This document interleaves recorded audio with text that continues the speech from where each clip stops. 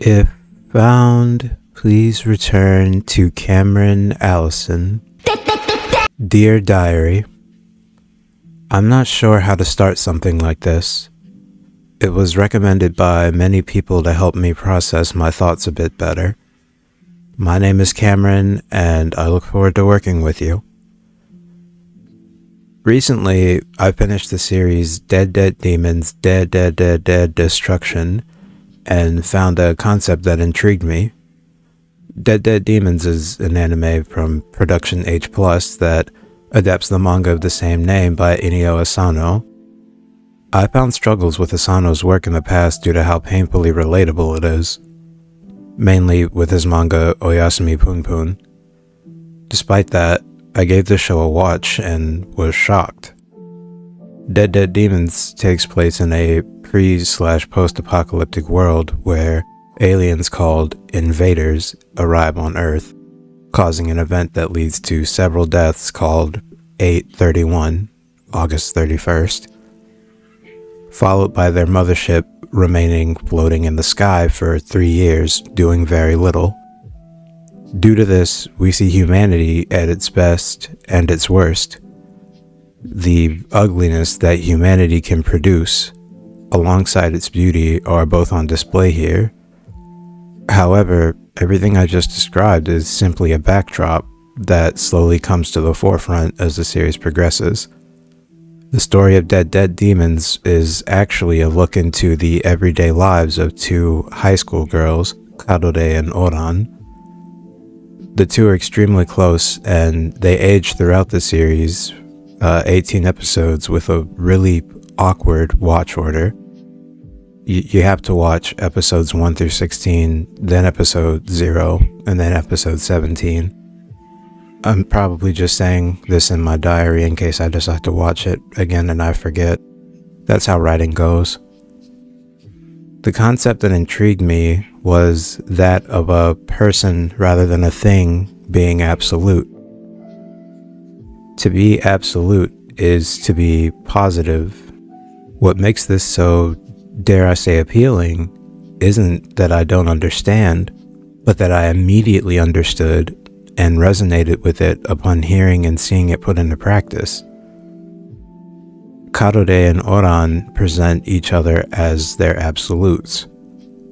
If it means preserving the other, they will become the enemy of the entire world.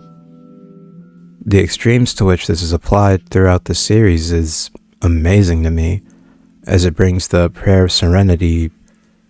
God, grant me the serenity to accept the things that I cannot change, the courage to change the things that I can, and the wisdom to know the difference, a new, if unrealistic, meaning. What if the things that previously could not be changed are suddenly within reach? What if I don't have to accept things the way they are? Humanity is terrifying, but for each person, it does bring about some absolute, right? I see a lot of people who would turn the world upside down for their dog, much less another human. Is one person worth the entire world? The universe? I'm enamored with this series because it doesn't give a definitive answer to this question, but 1 out of 8 billion. And when taking the question to heart, it's a generally warm answer while also being the worst possible outcome. When thinking about Dededede Demons, I think about one of my favorite films, Arrival. In the film, Louise Banks' daughter passes away from an incurable illness. However, this is a future event that Banks learns of before it happens, with the knowledge that her child will die and that her partner, the child's father, will leave them both after learning that Louise knew what would happen. She has a decision to make: change the course of her life or allow what she saw happen to come to life. Ultimately, Louise chooses the latter. I may be sick, but I found the ending to be really sweet. It brings to mind that famous quote, "'Tis better to have loved and lost than to have never loved at all."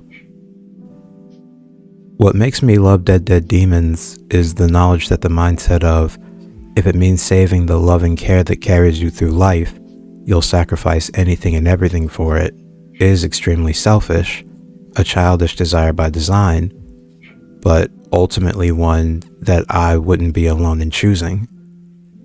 That exploration of morality is what makes me enjoy Asano's work so much. Nobody's perfect in any way, and I'll gladly go about being a speck of dust in the microcosm of the microcosm of the microcosm that my small space in the universe holds until the end of days, as long as I can do so with the people worth changing everything for. They're absolute, and I'm relieved to have that knowledge and that term. Until next time, Cameron.